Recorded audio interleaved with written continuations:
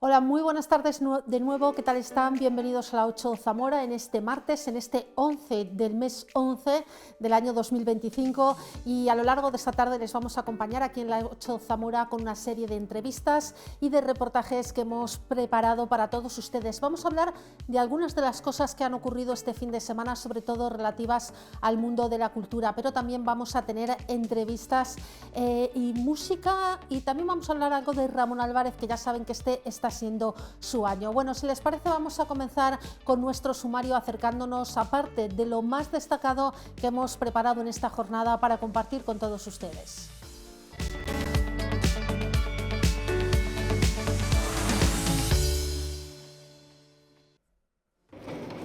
Bueno, hoy es martes, ya lo saben, y tenemos campo y provincia para abrir boca. Nos vamos a acercar a la actualidad de restricciones de movilidad del ganado y de gripe aviar, pero además en la entrevista nos acercaremos a una finca en Villaveza en la que se producen distintas frutas. Ahora han dado el salto y también comercializan zumos naturales. Enseguida se lo contamos.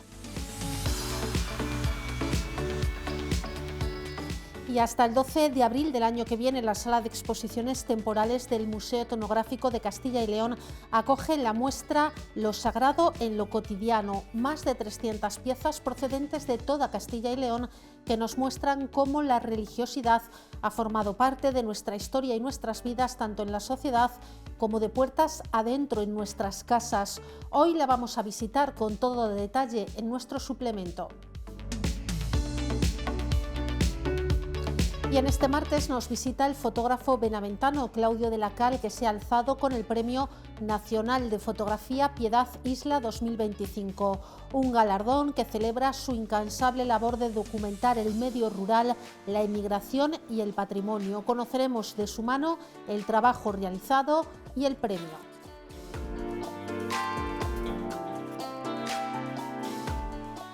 Bueno, pues solo es una pequeña parte, como les decimos habitualmente, de lo que hemos preparado en esta tarde. Hablaremos de ello a lo largo de las 2 próximas horas. Y vamos a continuar acercándonos a la actualidad municipal de la mano de un documental en torno al río Duero que ha preparado el Ayuntamiento de Zamora.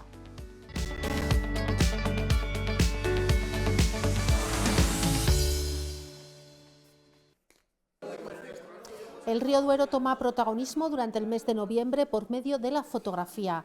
El próximo sábado, día 22, habrá una quedada fotográfica por el río desde las 10 de la mañana hasta la 1 de la tarde. Al sábado siguiente, el 29, con el mismo horario y probablemente en Valorio, habrá un taller de naturaleza para familias, además de un concurso de fotografía de naturaleza durante noviembre y diciembre con premios en metálico y también en material fotográfico.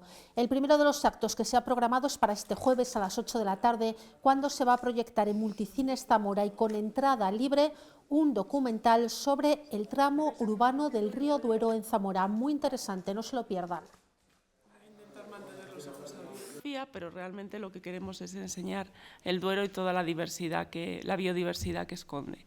Pues nos hemos encontrado que sea relativamente difícil de ver, pues Nutria, Martín Pescador, bueno, la comunidad de ardidas que tenemos, que es muy importante, junto al Puente de los Poetas. Tenemos multitud de anfibios, que también es difícil de ver quizá. Y mamíferos. Hemos visto, por ejemplo, una garduña cruzando por el Puente de los Poetas, que también quizás es algo un poquito raro de ver, difícil de ver. Se trata de fomentar esa curiosidad y que, aunque no sepamos las especies que hay en el entorno, que salgamos, que nos animemos a disfrutar, porque salir a la naturaleza tiene un montón de beneficios en todos los sentidos, y luego pues tenemos las sorpresas de encontrar especies. Bueno, pues ahí lo tienen, unas jornadas que se van a desarrollar durante el mes de noviembre en torno al río Duero, con talleres, fotografía y ese documental para acercarnos y conocer un poco más ese río que tanto visitamos y tanto conocemos, adentrarnos con más detalle en todo lo que le rodea y le acompaña. Vamos a hacer la primera publicidad, la primera parada de la tarde, a la vuelta directamente campo y provincia para adentrarnos en una de las fincas que está produciendo zumos naturales en la provincia de Zamora, y a continuación ese suplemento en el que nos acercaremos a una de las últimas exposiciones que nos permite disfrutar el Museo Etnográfico de Castilla y León. Para un poquito más tarde volvemos nosotros con una entrevista al fotógrafo benaventano Claudio de la Cal. Enseguida estamos con ustedes de nuevo. Covadú les ofrece Campo y Provincia. Covadú, haciendo nuestro entorno sostenible.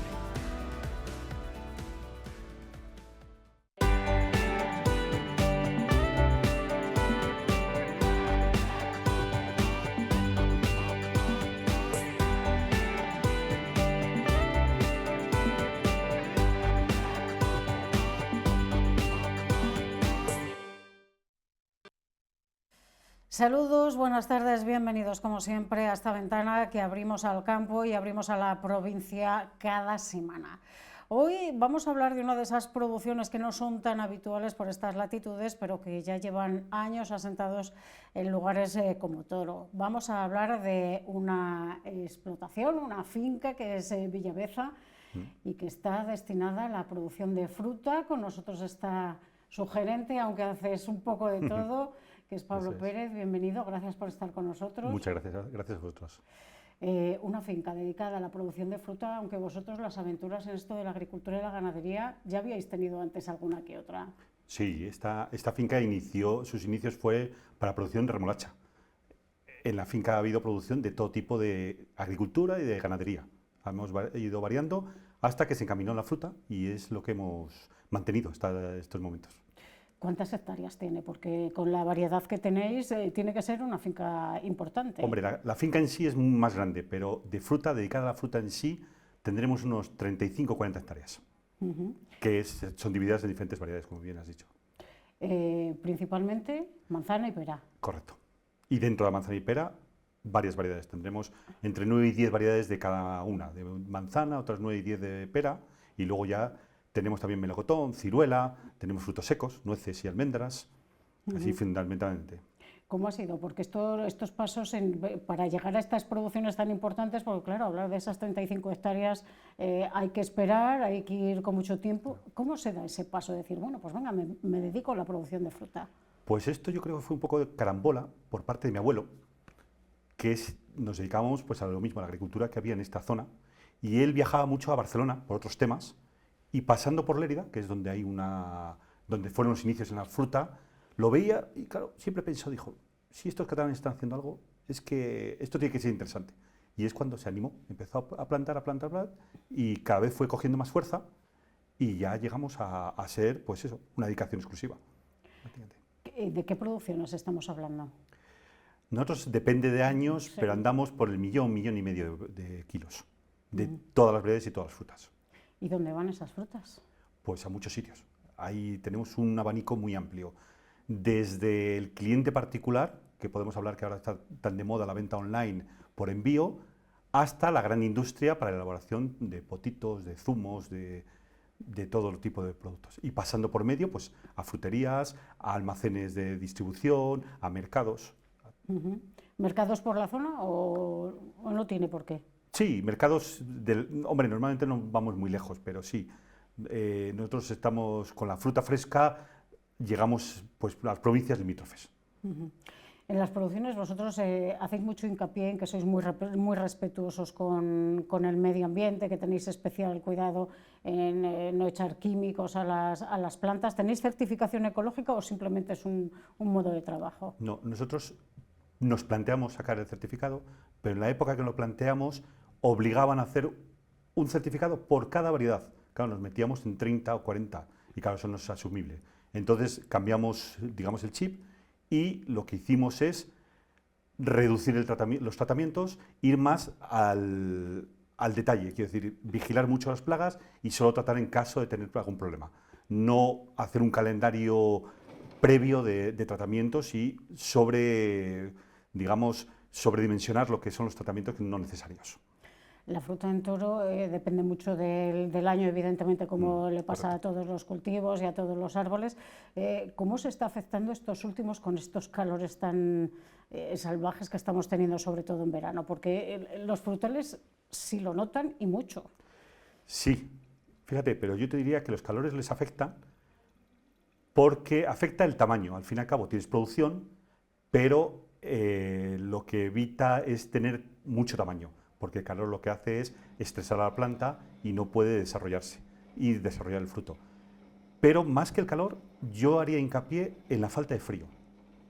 En la falta de frío durante el invierno, que se está notando mucho, porque está aumentando mucho la temperatura y no hay tanto frío, yo creo que afecta mucho más a la planta, porque las frutales necesitan muchas horas de frío y ya no las tenemos. No es tan abundante como antiguamente. Las heladas en pleno invierno, ya no hablo de las de primavera, hablo a lo largo del invierno. ¿Hay alguna variedad de las que tenéis ahí que le venga mejor este tiempo que otras?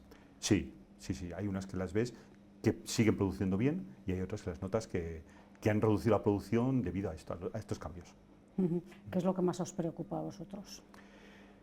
Yo me preocupa esa falta de hielo, de frío, porque las variedades, digamos, más comerciales y que tienen más mercado son las que más están notando la falta de frío en invierno. Entonces, porque al final el tamaño, el calor excesivo, el tamaño se puede defender en diferentes mercados y puedes llegar a satisfacer a los clientes con tamaños más pequeños. Pero lo que es falta de producción, eso, claro, no lo puedes solucionar. ¿Cómo está? Se habla mucho de los precios de los precios de la leche, de los precios de los huevos, los de la fruta. La gente al comprar se queja. No sé si vosotros de primera mano os quejáis o no. Aquí se queja todo el mundo y nos quejamos todos. Pero sí que es verdad que yo puedo dar un dato. Y es que yo llevando lo que es el almacén, la venta, la gestión del almacén desde hace 18 años y estoy prácticamente a los mismos precios. Puedo decir, desde hace 18 años. ¿Qué pasa? Que en estos negocios lo que tienes que hacer es sustituirlo por una mayor producción, entonces para compensar, porque los precios no se mueven. Puede variar 5 céntimos, arriba, abajo, pero no varía mucho. Yo sigo trabajando con los mismos precios. Yo puedo mirar los albanes de hace 18 años y prácticamente, a lo mejor incluso menos el precio. Al final estamos hablando de esa ley de cadena alimentaria que al final en algún sitio se tiene que quedar la diferencia, ¿no? Exacto, siempre, pero en el campo no se queda. Otra de las opciones que hay para buscar ese valor añadido a las producciones o a lo mejor darle salida a esas frutas que tienen menos calibre del deseado, cuéntanos, porque os habéis lanzado también a otra aventura, ya no solo vendéis esa fruta. Exacto, hemos dado opción porque nosotros nos hemos dado cuenta que hay que sacarle un mayor rendimiento y también cerrar un poco el círculo. Nosotros iniciamos cerrando el ciclo, lo que es la producción, solo produciendo, y ya creamos cámaras, creamos almacén, clasificación y vendimos nuestra fruta. Entonces ya cerramos el ciclo para poder comercializar la fruta. Pero hemos querido dar un paso más y sacar subproductos de esa fruta, como bien has dicho, para utilizar, digamos, la parte que no podemos llevar al mercado. Y para ello, pues hemos iniciado con 3 líneas inicialmente, que es, hacemos algo de vino, que eso es típico en Toro, que eso es fácil porque también tenemos uva, y entonces luego hemos elaborado sidra natural con nuestras variedades de manzana, que no son manzanas de sidra, y por último, y el último producto que es en el que más estamos haciendo hincapié, son los zumos naturales. Zumos naturales que, para diferenciarnos del mercado de zumos, lo que hacemos es zumos monovarietales. En vez de hacer un zumo genérico de manzana, que al final te sabe a manzana, pero no hay una gran diferencia entre unos y otros, nosotros lo que hacemos es monovarietal, de cada variedad. Entonces, te encuentras zumos con unas características tirando a más dulce, como podría ser una variedad, la Golden, que conocemos todos, la Fuji, o variedades mucho más ácidas y zumos más ácidos, como la Granny Smith, las Rinetas. Entonces, en cada una puede disfrutar cada uno de los sabores que aporta la variedad. Y eso en manzana y en pera. No lo sé, pero probablemente seráis los únicos en Zamora que hacen zumos. Sí. Y en Castilla y León somos 2, me parece. Bueno, 2 o 3, hay alguno más en Sanabria, pero marcas conocidas creo que somos 2. Hablamos de zumos naturales de este estilo. Son zumos que no tienen ningún tipo de conservante. ¿Y cómo llega al mercado? ¿Cómo podemos conseguir estos zumos? Yo ahora mismo, claro, es un terreno un poco difícil de entrar, es un producto, pero nosotros, la verdad que la gran mayoría de nuestra venta está en online, por venta online. Eso sacamos mucho. Y luego tenemos puntos de venta. Ahora mismo tenemos en Valladolid, tenemos en Toro, tenemos en Zamora también, tenemos puntos de venta. Entonces, por ejemplo, aquí en Zamora lo tengo en Frutas Marcos, me he liado, Conde, frutas Conde, me he liado de nombre. En Conde tiene nuestros zumos. En Toro está en Carnicería Maltrase y Fancho, y en Valladolid tenemos 2 o 3 tiendas también. ¿Cómo está siendo la aceptación de momento? La aceptación del producto. muy buena. A aquel que lo prueba le gusta, porque claro, es difícil porque de inicio la gente ve un zumo y dice, un zumo, y lo compara con los zumos de supermercado. Pero claro, no tienen comparación, porque estamos hablando de un zumo que es 100% fruta. Nosotros prensamos la manzana y la embotellamos. Y ya está, no añadimos ni agua, ni azúcar, ni conservantes, ni colorantes, nada. 100% fruta. En cada botella hay de media entre 2,5 kilos y 3 kilos de manzana. Entonces a la gente una vez que lo prueba le gusta mucho, claro. ¿Qué producción estáis teniendo ahora? Entiendo que como estáis empezando estáis un poco tanteando el terreno, claro, ¿no? Sí, no llevamos a una producción muy alta porque vamos en función de cómo va saliendo. Pero a lo mejor estamos haciendo al año 5.000 botellas, por ahora, el año pasado. Este año vamos a intentar aumentarlo. ¿Alguna aventura más os rondará la cabeza, no? Sí, tenemos varias líneas de trabajo, pero están en estudio todavía. Y tenemos que plantearlas, estudiar el mercado y llevarlas a cabo. Pero sí, tenemos varias. ¿Alguna que nos cuentes o todavía es pronto? Hombre, tenemos una clásica que siempre he tenido muchas ganas, que es las mermeladas. Porque teniendo una fruta que es de alta calidad, hacer mermeladas. Y luego se nos estaba planteando también hacer fruta deshidratada. Porque es un mercado que sí que puede, con una idea de chip, de aperitivo, también queríamos. Entonces, bueno, estamos en ello. Estáis también dentro de esa, no sé si decirlo, marca, sí, distintivo, que es Exquisiteza, que son pequeños productores de la provincia de Zamora, con productos muy exclusivos.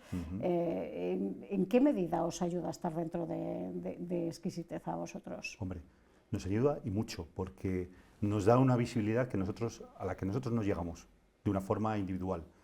Porque claro, nosotros al fin y al cabo lo que tenemos que hacer es trabajar, elaborar y hacer unos productos de alta calidad.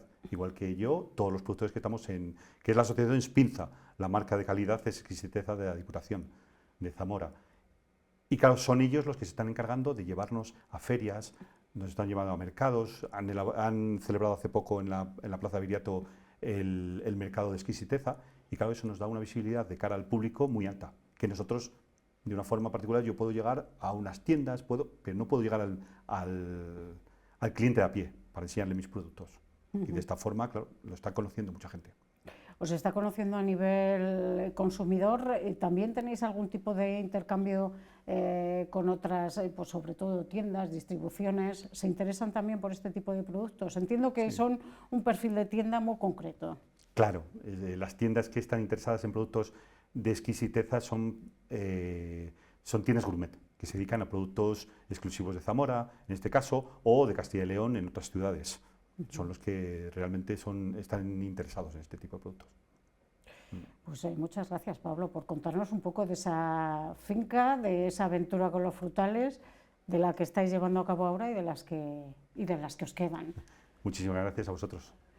Y a todos ustedes, vamos a continuar, pero ya saben que tenemos que hacer también acopio de todo lo que ha pasado en los últimos 7 días. Tenemos que irnos, por ejemplo, hasta la Diputación de Zamora, porque allí la semana pasada se celebraba y se firmaba un importantísimo acuerdo entre la institución provincial y la Junta de Castilla y León para financiar aquellas concentraciones parcelarias de iniciativa privada que en estos años habían iniciado algunos ayuntamientos y que evidentemente, finalizado ese proceso administrativo, pues iban a tener problemas para pagar las infraestructuras. Con este acuerdo lo van a subsanar al 50%, como digo, entre la Junta de Castilla y León y la Diputación de Zamora. Un acuerdo que se ha firmado por 4 años, pero que será prorrogable otros 4 más. Con ello se da un impulso definitivo a estas concentraciones parcelarias de iniciativa privada. Todos aquellos procesos de concentración parcelaria que vayan avanzando y que lleguen a un punto definitivo de nueva redistribución de la propiedad puedan ser abordadas esas obras de infraestructuras rurales al 50% por parte de la Diputación de Zamora y al 50% por parte de la Junta de Castilla y León. Pero también tengo que decir que la propia consejería va a ser la institución que va a estar encargada de la redacción de los proyectos y de sufragar el coste de los proyectos junto con las direcciones de obra, que también son cantidades importantes que van a tener, que ya evitan los ayuntamientos pagarlas. La Diputación Provincial, ¿qué va a hacer básicamente? Pagar también el 50% de esas infraestructuras y además va a ser la encargada de la licitación de estas obras.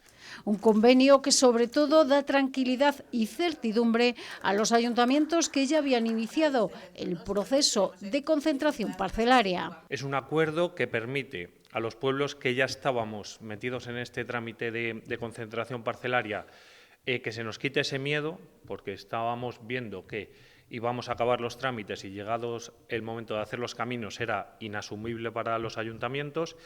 Y a su vez es algo que va a animar a aquellos ayuntamientos que le daba ese vértigo meterse en este proceso a iniciar este procedimiento. Nos da mucha certeza porque hasta ahora estaba un poco en el aire el tema de la ejecución de los caminos y era una cosa que creaba un poco de desasosiego entre los propios vecinos de las localidades donde se ha propuesto.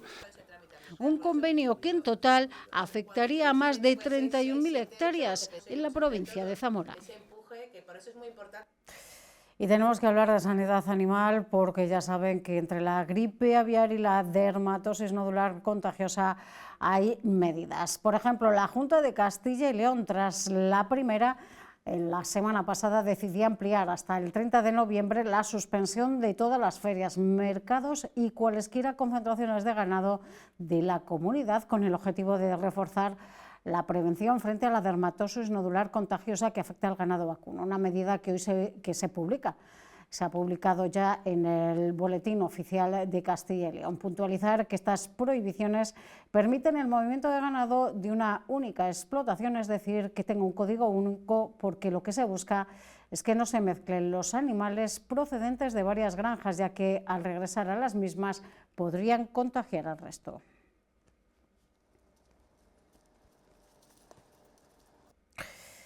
Y también Castilla y León mantiene el confinamiento de aves de corral en los 250 municipios considerados de especial riesgo o vigilancia en nuestra comunidad en casos de gripe aviar.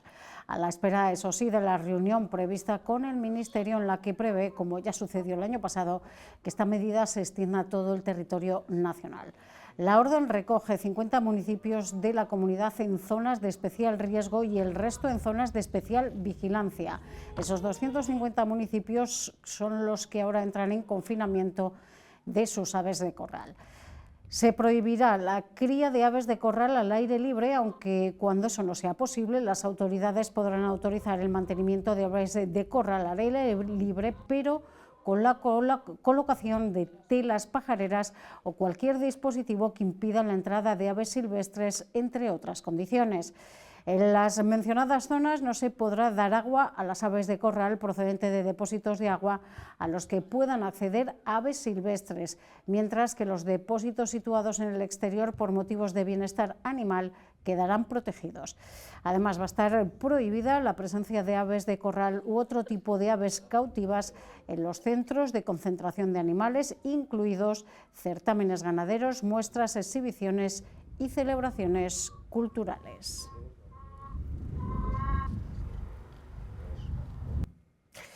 Y como siempre, como cada martes, tenemos una cita con las cotizaciones en la lonja de Zamora.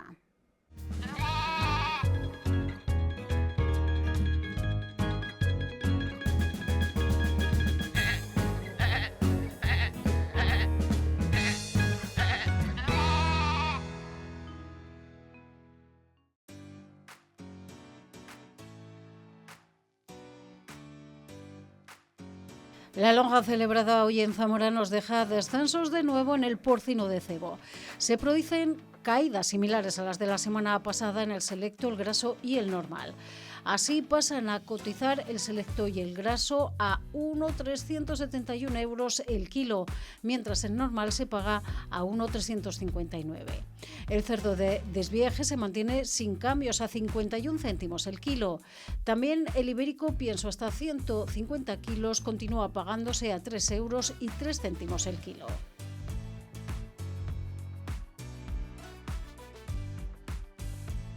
El precio de los lechones experimenta de nuevo algunas subidas esta semana. Sube 1 euro el lechón gran partida, que se cotiza a 60 euros unidad. El lechón de recogida de pequeñas partidas también sube 1 euro y se cotiza así a 51. Mientras los tostones se siguen pagando a 31 euros unidad, los de 6 a 8 kilos, y a 43 los tostones sin hierro. Los tostones para vida no cotizan. También siguen sin cotizar en la lonja zamorana tanto el ovino como los cereales.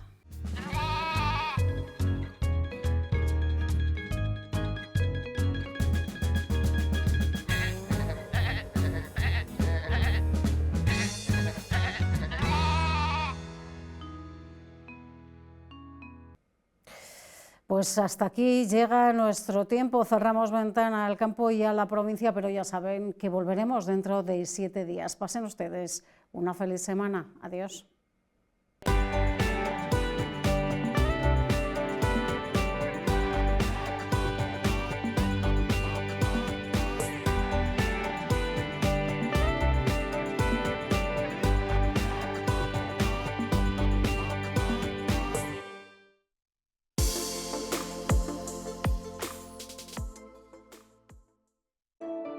Covadú les ha ofrecido Campo y Provincia.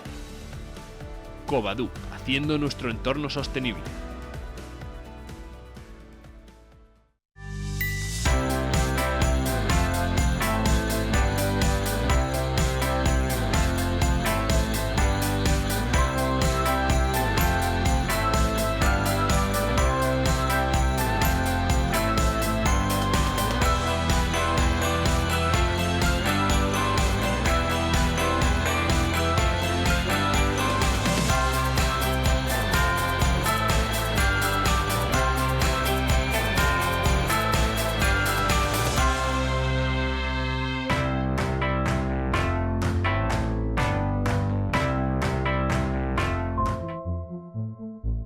El Museo Etnográfico de Castilla y León acoge hasta mediados del mes de abril de 2026 una muestra que discurrirá en paralelo a las edades del hombre y que se complementará con buena parte de las piezas que ya están en la exposición permanente del museo. Bajo el nombre Lo Sagrado en lo Cotidiano, recoge más de 300 piezas con las que se pretende explicar cómo lo sagrado no solo se manifiesta en ritos o celebraciones, sino que esa parte sagrada del hombre forma parte de su intimidad, dentro y fuera del hogar. Todo ello con una visión diacrónica que no está anclada en ningún momento determinado de la historia. En esta exposición, titulada Lo Sagrado en lo Cotidiano, vamos a ver una serie de piezas, pues unas 300 hemos traído, de elementos de la religiosidad popular común, del día a día. Tenemos piezas de portar, de llevar, como joyas y amuletos, tenemos piezas que estaban en las casas, que decoraban las alcobas, que protegían al individuo, y piezas que estaban de puertas afuera, pues piezas como detentes, tenemos piezas funerarias, piezas relacionadas con romerías, etcétera, etcétera. Es una visión general, amplia, de todas las manifestaciones más comunes, más habituales del mundo de la religiosidad en el mundo tradicional. La organización de la muestra nos lleva por 3 grandes bloques temáticos, unidos por un hilo conductor: la manifestación de lo sagrado en muchas cosas, desde piezas lujosas que ocupan espacios privilegiados en santuarios a pequeños objetos de devoción dentro de nuestros hogares. Recoge objetos propios sobre todo de la protección de la persona, como joyas y amuletos. Una segunda parte que son lo que hemos titulado la religiosidad de puertas adentro, que son todos estos elementos que estaban en nuestras casas, en las casas de nuestros abuelos, y que tienen un nexo con lo que se ha denominado la divinidad, pues cuadros de devoción, capillas, etcétera, etcétera. Y un tercer bloque, lo que hemos llamado de religiosidad de puertas afuera, recogemos toda una serie de elementos que tienen que ver con la protección, con la religiosidad a nivel colectivo, y que toca varias partes. Toca lo que es la protección de la casa, la protección de los animales, la religiosidad colectiva de romerías, de exvotos, etcétera, etcétera. Así, el primer gran bloque es la religiosidad del cuerpo. En este primer bloque, el cuerpo, tratamos la religiosidad individual. La religiosidad individual que tiene que ver sobre todo con el ámbito de la protección y a la vez del embellecimiento personal. ¿Cómo se logra esto? Pues a través de una serie de objetos. Objetos que algunas veces son objetos de lujo, objetos valiosos. Tenemos medallas ochavadas, medallas que se solían imprimir en Roma, tanto de bronce del siglo XVIII como medallas de aluminio, ya del siglo XX, para que veamos esa continuidad. Tenemos Agnus Dei, tenemos jardines, tenemos relicarios, diferentes relicarios de vírgenes, de Cristo, etcétera, etcétera. Tenemos un par de placas de relicarios que son pizarras de la Virgen de Nieva, que eran protectoras contra los rayos y por eso se han traído. Y luego tenemos, sobre todo en esta vitrina, pues tenemos, acompañado de las fotografías de los trajes de vistas albercanos, pues tenemos rosarios con medallas, tenemos este tipo de collares con cristos preñados y con medallas, tenemos patenas, cristos preñados, pendientes y sobre todo amuletos que son los característicos, los que se solían colgar en dijes. Tenemos higas, que son un elemento más común, que además se representan, están acompañando por ejemplo, algunos vincos y algunos pendientes.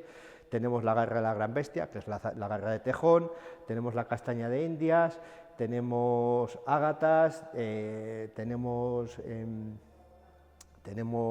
sonajeros, que es como una manifestación un poco más tardía de todo este mundo de la protección individual, de niños y de mujeres y de hombres.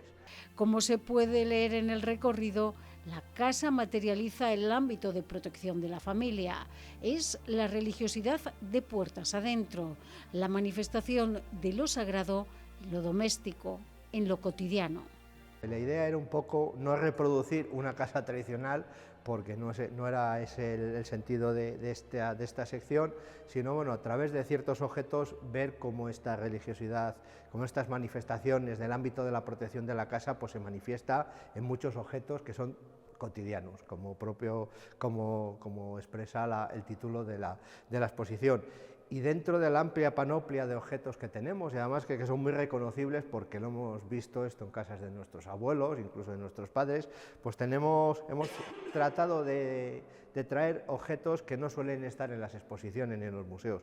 Por ejemplo, este tipo de figuritas que se traían de los santuarios, de las ermitas, y son recuerdos, pero bueno, eran al cambio era un poco como los dioses lares de los romanos, estas figuritas protectoras del hogar. Tenemos advocaciones muy diversas, como la Virgen del Pilar, Lourdes, la figura que todos conocemos de San Pancracio, que todavía están en muchos establecimientos. Esa, por ejemplo, ese San Pancracio era de mi abuela, o sea que esto yo lo he vivido. Tenemos la Virgen de Fátima, Montserrat, Covadonga, el Niño de Praga, etcétera. Bueno, esto recoge tal vez quinta esencia un poco todas las devociones domésticas que se podían tener en una casa. Dentro de la exposición, aparte, en esta sección hay muchos objetos, aquí hay posiblemente más de 100 objetos expuestos. Tenemos cosas tan variopintas como el culto a la devoción a Santa Teresa de Jesús, que ya tenía una importancia desde el propio momento de la vida de la santa. Tenemos una serie de lo que se llaman, de estas tiras de seda, se llaman estadales, que todavía se siguen vendiendo en las romerías, en los santuarios. Muchos de ellos pues, son la medida de la columna de Cristo atado a la cruz, la medida de una virgen determinada. Pues bueno, esto también se ponía en las casas. Luego tenemos otros elementos curiosos, por ejemplo, una teja que viene de una población de Salamanca, de la Bauza. Esa es una teja especial porque tiene una oración a la Virgen de Fátima, además, según se dice, según se reza en la inscripción, que tiene poderes sobrenaturales, y bueno, y esa teja protegía del mal, porque la exposición gira, es uno de las líneas que tiene esta exposición, gira en torno a la protección del individuo, de la casa y de las pertenencias. Esta vitrina recoge lo que es el emblema, el elemento más común en la religiosidad doméstica y popular, que es la cruz. La cruz es el símbolo universal por excelencia del cristianismo y aparece en todos los lugares y en todas las materias. Tenemos tanto estampas como pliegos de cordel, novenas, etcétera, y sobre todo, evidentemente, los crucifijos que eran cruces de portar. Estos crucifijos, aquí tenemos una pequeña selección de piezas del museo, de la colección del Museo Etnográfico de Castilla y León de Zamora, y tenemos las cruces conocidas por todos, las cruces de Caravaca, que las tenemos tanto en lo que es la cruz de metal como las oraciones, que eran también protectoras contra la peste, tenían muchas funciones. Tenía una función específica, la cruz de Caravaca en algunas localidades, sobre todo de la provincia de Valladolid, cuando las mujeres iban a parir, se la daban en la mano porque con los salientes de los ángeles la agarraban y trataban de mitigar los efectos de los dolores del parto. Bueno, hay muchas tradiciones en torno a la cruz de Caravaca. Y luego tenemos otro tipo de cruces que se llaman cruces de alcoba, que aquí tenemos tres ejemplos, que son muy curiosos porque es una cruz que tiene una concha que se mueve y cubre la cara, el rostro de Jesucristo. Esto, la tradición en este tipo de piezas, dicen que estaban tanto las habitaciones de las monjas como las alcobas de una casa normal, y se decía, hay tradiciones que se decía que cuando la monja se desvestía, para evitar que Cristo la viera semidesnuda, evidentemente no desnuda, pues le ponían la concha, le tapaban la cara a la figura, a la imagen de Cristo, y no la veían su ropa interior. Y eso es una tradición que hemos constatado sobre todo en la provincia de Salamanca, aunque se da en otros, prácticamente toda Castilla y León. En esta vitrina hay un poco elementos muy variopintos, pero que estaban también en las casas. Eran elementos que los traían los traperos, sobre todo los traperos o los alfareros de la zona del Levante español, de Biar, de Petrel, de Manises, etc. Y son piezas que estaban en las casas y eran pues como aquellas figuritas de metal que hemos visto, lo mismo, pues son figuras de San José, de San Antonio de Padua, de la Inmaculada, del Sagrado Corazón. Este es un San Roque. Bueno, eran figuras que se ponían en las alcobas o se ponían en una repisa y eran elementos de culto. Pues bueno, sobre todo eran recuerdos. Y esta jarra es interesante, que es una jarra con la iconografía perfectamente reconocida de Nuestra Señora de los Desamparados de Valencia, pero que esta la traían los que las hacían, los alfareros de la zona de Manises y esta zona, las traían a las romerías de Castilla y León y las vendían en cualquier romería, con lo cual esta jarra en concreto la vendían en la romería de la Peña de Francia y servía y sustituía un poco a la Peña de Francia. Bueno, pues para que veamos cómo en todos los elementos comunes, por ejemplo, una jarra de beber agua o vino, pues también tenemos una representación sagrada. Y estas son piezas, por ejemplo, esa Virgen, pues son piezas que hacían los alfareros de Málaga, de Granada, etcétera, etcétera. Y tienen la misma hechura que las figuras de los nacimientos, de los pesebres. También se hacían este tipo de elementos para la casa, para la devoción de la casa. son muy conocidas este tipo de capillas domiciliarias que se llaman en el mundo tradicional. En todas las casas había una capilla que iba de casa en casa con una lista bajo suscripción, en los cuales pues bueno, eran advocaciones habitualmente a la Virgen del Carmen, la Inmaculada, etc. Había muchas. Iban pasando de casa en casa y se adoraban casa en una especie de culto doméstico. En la exposición hay dos que son un poco sensiblemente diferentes. Esta primera, que es de la Virgen de Valdejimena, de Salamanca, esta no era ese tipo de capillas que decía, porque esta las hacían los santeros, lo hacía el propio santero de Valdejimena, con materiales que tenía a mano, pues esto lo hacía él, con trozos de papel brillantes, con barro, pintadas de aquella manera, y esta era la capilla con la que iba pidiendo por las casas. Esta era propia del santero, los hacían los santeros. Tenemos aquí la cajita para meter la limosna, pero esta no iba de casa en casa como la que tenemos a la vuelta. En cambio, este tipo de capillas sí que son capillas domiciliarias. Esta es de Valladolid, de Medina de Río Seco, de Nuestra Señora de Castilviejo, y esta sí que iba de casa en casa. Había una suscripción y estaba un tiempo en casa, se le ponía unas velas, se rezaba delante de la imagen y pasaba de casa en casa. Son dos tipos de capillas que hemos traído pues, para que se vea también la variedad de este tipo de elementos que tenemos en nuestra comunidad, en Castilla y León.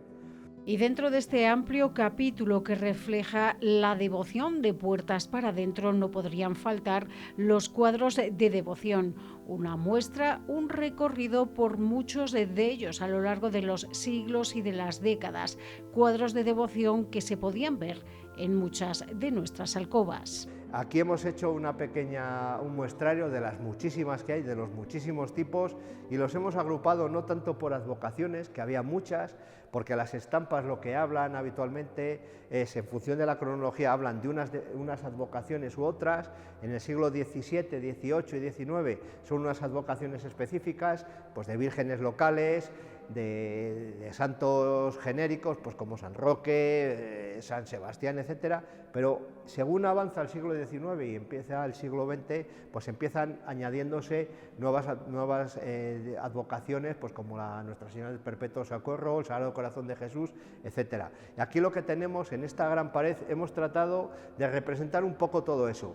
¿Cómo? Pues a través de ciertos tipos de elementos de cuadros de devoción, de diferentes tipos de materias con los que están hechos, o técnicas más bien. Tenemos los más clásicos, que son los más antiguos, este tipo de grabados, grabados son de vírgenes locales. Como decía, este tipo de piezas que son habitualmente en labor de monjas, las monjas se les llevaba o tenían ellas, se les llevaban las estampas, si se quería hacer por encargo, y ellas con flores secas, con lentejuelas, etcétera, hacían este tipo de elementos. En Castilla y León son muy comunes y muy representativas estas estampas que ya no están hechas en papel, sino que están hechas en cristal pintado. Y aquí tenemos una pequeña muestra de piezas de advocaciones de Cristo. Tenemos aquí un Cristo con la columna, y sobre todo de vírgenes, una Dolorosa, etcétera, etcétera, bueno, un Santiago de cristal pintado. Son muy comunes, y por ejemplo en la provincia de Salamanca, en Valdejimena, en la Peña de Francia, Gracia Carrero, tenemos una buena representación. Las más habituales, sin embargo, son las litografías, son las cromolitografías, que a partir del siglo XIX las técnicas cambian, ya los grabados empiezan a dejar de usarse, y lo que se estila son las nuevas técnicas. ¿Con qué? Con la piedra, con las piedras litográficas, porque permiten un coste más barato de producción, se hacen industrialmente, y de hecho había imprentas que estaban especializadas, pues en Málaga, en Madrid, etcétera, estaban especializadas en este tipo de cuadros de devoción, que suelen ser hechuras muy modestas, pues con unos cuadros de madera, de pino, muy sencillos, son todos muy poco elaborados, en los cuales pues se representan multitud de advocaciones. Tenemos Nuestra Señora del Rosario, de la Concepción, los Santos Rostros, Santa Teresa, yo qué sé, infinidad de ellos. Se hacían también otras advocaciones más extrañas, más raras. Por ejemplo, aquí tenemos un San Caralampio, que era un santo catacumbal. Algunos investigadores dicen que es un santo incluso inventado, y San Caralampio era especial protector contra la peste, tenía una serie de virtudes, y vamos a ver luego más adelante algunos pliegos de cordel con esta advocación.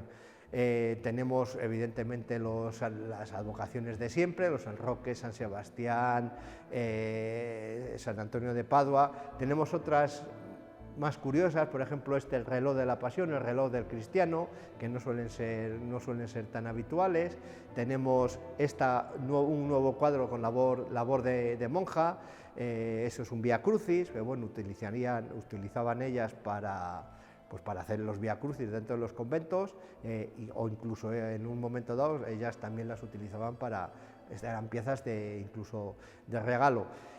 Y aquí se recogemos, como digo, una mínima parte de toda la producción de estampas que se hicieron en el siglo XIX y en el siglo XX. Era lo más común, lo más barato, lo más accesible, y era y eran las advocaciones a gusto del consumidor, como quien dice, pues bueno, se colocaban en filas en las alcobas. Y fue, pues eso, como digo, tal vez el elemento más común dentro de los elementos de la religiosidad popular a nivel doméstico. Y de los cuadros de devoción a otro de los clásicos en nuestras devociones, las estampitas. Y aquí recogemos pues un pequeño muestrario de todo lo que podemos encontrar dentro del mundo de la cultura tradicional. Además son elementos que todavía no aparecen porque estos se guardaban en los devocionarios, entonces esto era un elemento, eran recuerdos, se rezaba con ellos, se utilizaban, y eran un elemento que no se tiraba, no eran elementos de usar y tirar. ¿Qué había dentro del mundo del papel, de las devociones populares en papel? Pues tenemos los detentebalas, escapularios, tenemos los Sagrados Corazones, las estampas, las cromolitografías, tenemos los comulgos, estas eran las piezas cuando se comulgaba, te daban una especie de certificado, las novenas, estampas que las monjas las colocaban en unos trocitos de tela, ellas las trabajaban un poco, aquí tenemos varios ejemplos, más novenas, los recuerdos funerarios, las esquelas funerarias también. Además ahí sí que se ve, en este tipo de piezas se ve la evolución de las advocaciones y sobre todo el mundo del arte reflejado en las estampas. Por ejemplo, hay muchas en Art Deco, Art Nouveau, de estilo modernista, las bulas de la cruzada que se metían en las tumbas, vírgenes locales. Bueno, aquí vemos un pequeño muestrario de toda la panoplia de papeles populares que estaban en nuestras casas. Algunos eran curiosos porque incluso estas estampas venían dentro de los envoltorios del chocolate. Tú cuando comprabas chocolate, pues te venía un cromo de un santo, y se hacían colecciones. La exposición gira en cierto modo en torno a la protección del cuerpo, de la casa y de fuera de la casa.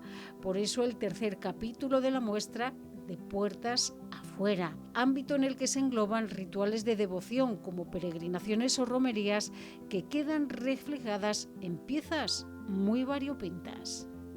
Hay que reconocer que no son obras de arte, pero bueno, es lo que estaban en nuestras casas. Estas piezas estaban en casas de Ciudad Rodrigo. Pues bueno, se hacía la peregrinación y se traían un recuerdo, se traían una estampita, se traían una novena, se traían un vaso, este es un vaso de Lourdes, de Francia, o se traían pues este tipo de piezas de escayola. Y en limpias lo mismo, en limpias, sobre todo en la provincia de Valladolid y Palencia, hubo un verdadero fervor por el Cristo de limpias. Se fletaban autobuses y se iban a intentar ver el milagro. Y tal es así que esto es una postal con una carta pegada por detrás. Esto es un testimonio del milagro de limpias que vio una devota en el año 21 que fue a ver el Cristo de limpias, y según ella, esto es una carta que escribe a su párroco, explicando el milagro. Ella cuando estaba allí empezó a ver que el Cristo movía los ojos, que movía la cara, bueno, y lo relató. Tal era la devoción que, bueno, que incluso ya veían los milagros. Entonces es un elemento muy común que todavía sigue Fátima, es evidente que sigue la gente yendo en Ciudad Rodrigo, por ejemplo. Yo soy salmantino y hay autobuses que van a Fátima constantemente. Al Cristo limpia esta vez algo menos, pero sigue teniendo su capilla. De puertas afuera, pues tenemos lo que es propio de la religiosidad colectiva, de la protección contra el mal, porque casi todo es protección contra el mal, pero desde el punto de vista colectivo. Si salimos, evidentemente, en el mundo popular, en el mundo de la tradición, lo que es el umbral, las zonas de apertura, son zonas críticas, clave, y hay que protegerlas. Hemos visto anteriormente una teja que protegía la parte de los aleros, se protegían las chimeneas y se protegían ventanas y puertas. ¿Cómo se protegían? ¿Cuál era la manera tradicional y más eficaz, tal vez? Pues bueno, aquí tenemos una serie de crucecitas de madera, de hechura muy modesta, y estas cruces se elaboraban con los ramos de olivo o de laurel. El domingo de Ramos se hacían unas pequeñas cruces y se claveteaban en las puertas, y eran lo que han llamado algunos antropólogos los guardianes del umbral, eran elementos protectores de la casa. Ahí no se colocaban en las puertas, pues para proteger la casa y lo que contenía la casa, las personas, los animales y las propiedades. Este tipo de piezas, que son del siglo XIX y siglo XX, incluso en la actualidad se siguen elaborando en muchas comarcas de Castilla y León, salmantinas son súper habituales, tienen un poco la continuidad en otro tipo de piezas, como son estas placas del Sagrado Corazón de Jesús o de María, porque son conocidas y que encontramos en todas las casas. Aquí tenemos un pequeño muestrario de la conocida imagen de Cristo, con el bendeciré de las casas, en que la imagen esté expuesta, etcétera, etcétera, etcétera. Y bueno, aquí tenemos un pequeño muestrario de este tipo de elementos, pero hemos traído también un elemento para que veamos ese afán de protección. Tenemos aquí una placa con el San Sebastián, que estaba en un coche. Además es mío porque estaba en el coche de mi abuelo. En el 600 de mi abuelo siempre tuvo ese San Sebastián, que era el que protegía. Bueno, para que veamos un poco cómo los ámbitos de protección están en muchos sitios y cómo siempre hay un elemento, un objeto para tal fin. Hay por ejemplo, otra placa, que es un elemento que es de un comercio madrileño, pues que bueno, se regalaba. Bueno, comprabas lo que vendiera en esa tienda y te regalaban un Sagrado Corazón para poner en las casas, para que veamos un poco ese afán de protector y de aleccionador, y bueno, y de recordar que la religiosidad y la religión cristiana está en todos los sitios.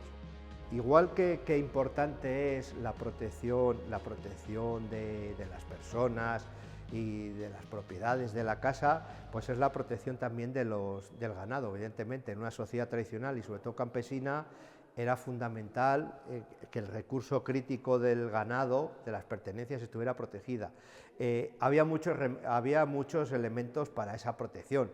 Incluso hay elementos, por ejemplo, para determinadas enfermedades, como esta oración a San Liborio, especial abogado contra las piedras del riñón. Bueno, o sea, encontramos estos elementos, encontramos otra serie sobre todo de oraciones para proteger, pues de algo tan común como era la peste. Aquí tenemos una serie de oraciones de San Zacarías, otras oraciones de la peste con el Cristo de Burgos, etcétera, etcétera. Había una panoplia bastante amplia, y ahí hemos traído varias piezas que a mí me han parecido interesantes porque ya tienen una cronología bastante moderna, son de los años 50 del siglo pasado, y estos son unas nóminas contra las brujas. Además son estas tres piezas entre los años 40 y casi los años 60, que se imprimían en el monasterio burgalés de Silos, y eran una oración, la oración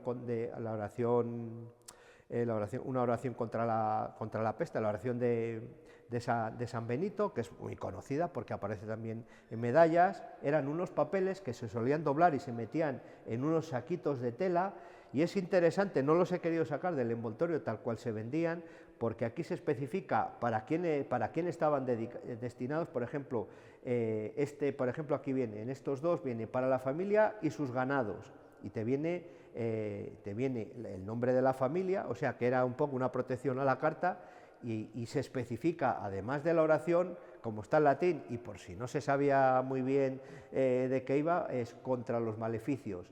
Pero me interesa sobre todo el detalle de que en los años 50 todavía encontramos este tipo de elementos que eran antiguos, que esto en el siglo XVIII se podía entender que tuviera razón de ser. Ya en los años 50, bueno, pues en los años 50 del pasado siglo ya había una veterinaria, ya había elementos más científicos, entre comillas, para proteger, pero por si acaso en el mundo tradicional y sobre todo en el mundo campesino era muy, por si acaso más valía prevenir que curar. ¿Y cómo se hacía? Pues a través de este tipo de piezas. Un tercer bloque temático en el que también se han incluido otros elementos como los exvotos, algunos de ellos muy curiosos.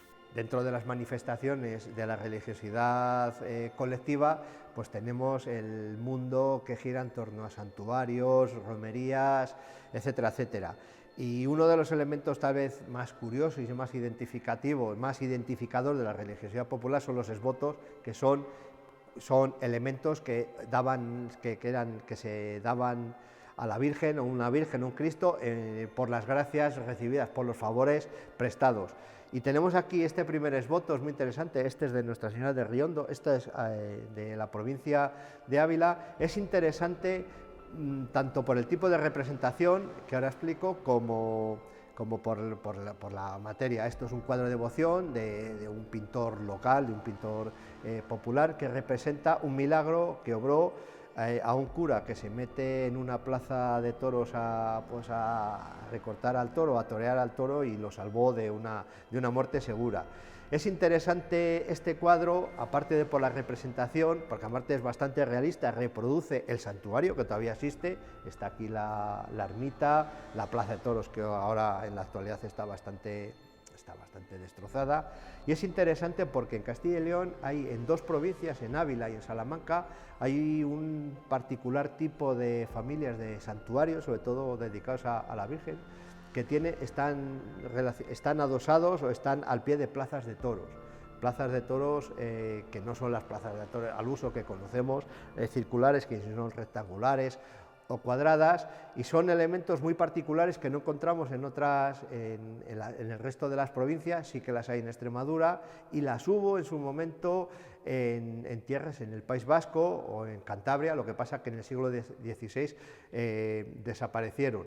Es interesante porque en el mundo de las romerías y de estas fiestas populares, aparte de lo que es el acto religioso, pues era común, al menos en estas dos provincias, que se hicieran regocijos taurinos, que se llamaban fiestas de toros, no conocidos como en la actualidad, no eran de recortes ni encierros, sino bueno, se metía un toro en la plaza y se hacía un poco lo que se podía, y aparte se hacían representaciones teatrales. Por eso en muchas de las plazas tenemos un palco también donde se hacían ciertas representaciones teatrales que están recogidas en documentación de la época. Suelen ser del siglo XVIII, y hay algunas pues son realmente espectaculares porque incluso la plaza de toros está en la zona de entrada a la iglesia, por ejemplo en el Cueto, en Salamanca. Entonces, para acceder al santuario hay que cruzar la plaza de toros, para que veamos esa íntima relación del mundo del toro con la religiosidad, que también es una particularidad de estas dos provincias de Castilla y León.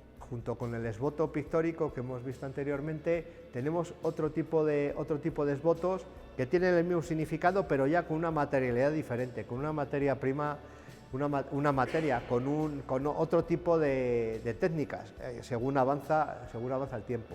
Tenemos en la ermita de Tiedra Vieja, en Tiedra, en la provincia de Valladolid, una colección de esvotos pictóricos que es muy importante, tal vez de las más importantes de Castilla y León, y hemos traído algunos de los más representativos, de los cientos que hay, porque todavía es una práctica que se sigue haciendo, pues llevar fotografías en agradecimiento por algún favor que ha hecho la Virgen a las personas.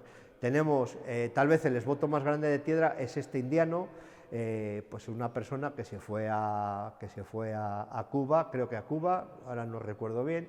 Bueno, pues le fue bien en la vida porque tuvo negocios y bueno, y un poco en agradecimiento a la Virgen, que le favoreció un poco la vida, pues se trajo este gran esvoto de él a caballo en una plantación, en un latifundio, un poco también demostrando que le había ido en la vida. En otros casos, por ejemplo, este Ángel Alonso Díez, bueno, pues este es un coronel del Regimiento de Caballería de Voluntarios de La Habana, lo mismo en la guerra de Cuba, pues bueno, encomendándose a la Virgen, tuvo la suerte, pudo contarlo y en agradecimiento, pues se hizo mandar a hacer esta foto para colocarlo en el santuario. En otros casos, y es muy habitual que esto ya en otros santuarios de Castilla y León también encontramos este tipo de esvotos, de elementos de agradecimiento, que si en el siglo XVIII y XIX eran pictóricos, ya en el XX pues ya son fotográficos, pues bueno,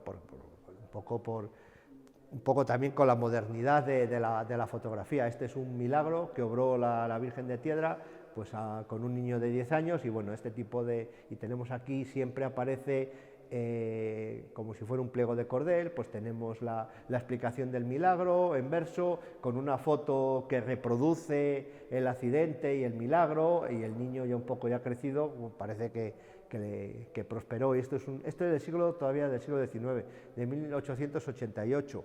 Y también de este mismo santuario pues tenemos otro tipo también, y finales del siglo XIX, tenemos este esvoto, pues que bueno, pues son los quintos de Tiedra de los años 1881-82, aquí tenemos sus nombres manuscritos con una foto de todos ellos, pues bueno, pues me imagino que cuando fueron llamados a quintas les fue bien y en agradecimiento pues mandaron a hacer esta fotografía y este esvoto.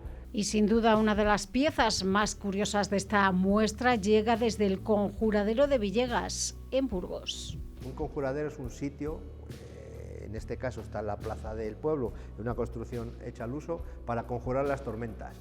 En el mundo campesino, la religiosidad campesino, que viniera una tormenta pues podía arruinar la cosecha y podía arruinar la economía de una familia. Entonces había ciertas herramientas pues para evitar este acontecimiento. Uno de ellos eran habitualmente las bendiciones de campo, eran las rogativas también, cuando hacía falta que lloviese, o incluso que no lloviese mucho, porque podía echar a perder los cultivos, pues se hacían rogativas. Y cuando venía la tormenta, que era tal vez para el campesino tradicional era pues lo peor que le podía pasar, pues había unos lugares especiales que eran los conjuraderos o exconjuros, donde se intentaba conculcar la tormenta. ¿Cómo se hacía? En Castilla y León hay muchas prácticas muy diversas. Se sacaba la cruz de Caravaca, mirando a la nube para que se dispersase, se tocaban las campanas, había un personaje especial que era el reñubeiro en la zona de León, que tocaba a nublo para que se disipara la tormenta, se ponían hachas en los umbrales de la puerta, etc. Y aquí en Burgos se sigue haciendo, evidentemente ya tal vez sea una práctica más folclórica, pero bueno, en Burgos, en Villegas se ha conservado todos estos elementos. Cuando hay tormenta se saca un viril, que no lo hemos traído porque es un elemento muy valioso, una custodia que está en el conjuradero y no lo hemos podido traer, pero hemos traído el libro que utilizaban ellos para conjurar la tormenta, que es un libro de conjuros de Ximénez de 1750 y tantos, del siglo XVIII, que se ha restaurado, además se restauró recientemente por el Instituto de Restauración de Simancas, y tenemos estas cruces que todavía se ponen cuando se bendicen los campos o el día de la cruz. Este tipo de cruces se siguen sacando al conjuradero, pues para que pues para evitar que la tormenta arruine la cosecha. O sea, que es una práctica que todavía está viva a día de hoy. Junto con los conjuraderos y las rogativas, tenemos las bendiciones de campo, que son muy comunes, han sido muy comunes y se siguen haciendo en todo el territorio de Castilla y León.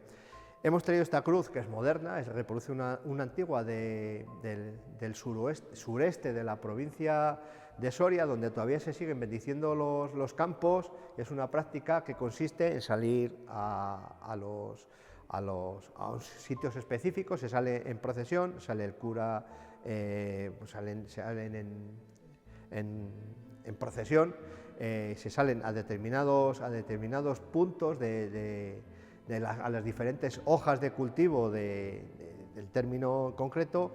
Se hace una oración, sobre todo en San Isidro, se hacía en San Marcos, y se colocan unas crucecitas de cera, se colocan en este tipo de cruces, que son de madera, de hechura muy popular, y se bendice una oración, como se decía tradicionalmente, a los 4 nortes, a los 4 puntos cardinales, y se colocaba una crucecita de cera. Es una práctica que se realiza todavía en nuestros días en la provincia de Soria, y hemos querido traer esta manifestación, que en otros sitios hay memoria, en Segovia, en Palencia, en Burgos, pero que prácticamente no se realiza. Aquí todavía es una práctica viva. Una muestra que recoge un guiño a las mascaradas en un recorrido en el que también está presente la muerte. En la exposición hemos querido también representar de alguna manera el mundo funerario, y lo hemos traído a través de este tipo de recipientes cerámicos, que son lo que se ha dado a llamar los platos de sal. La práctica de colocar platos de sal, que se documenta desde el siglo XVII hasta mediados del siglo XX, consistía en colocar un platito, un cuenco. Aquí tenemos de los alfares 3 ejemplos de los alfares de la calle Olleros, de Salamanca. Consistía en poner un puñado de sal en un recipiente y colocarlo encima del cuerpo o debajo de la cama cuando estaba expuesto, cuando se estaba velando. ¿Para qué se hacía esta práctica de colocar el puñadito de sal? Hay muchas hipótesis al respecto, hay muchas teorías. La más común, hay la científica y la interpretación popular. La científica es que cuando hacía calor, con este puñado de sal, lo que se evitaba era que el cuerpo se hinchase. El cuerpo, cuando una persona muere y hace calor, empieza a soltar vapores, a desintegrarse, como quien dice, y se colocaban estos platos, un plato con un puñado de sal, para evitar que se hinchase el cuerpo. Pero es que había también una creencia popular, que además encontramos incluso en Inglaterra, que se hacía este mismo tipo de prácticas, que se pensaba que con este puñado de sal se evitaba que entrara el mal en el cuerpo antes de que se fuera al otro mundo. Bueno, en el tránsito al otro mundo había una creencia que con la sal se evitaba que entrase el mal en el cuerpo. Una interesante muestra que nos habla de la religiosidad en lo cotidiano, en un diálogo expositivo del que forman parte 300 piezas, tanto de los fondos del Museo Etnográfico como de colecciones privadas y otras instituciones.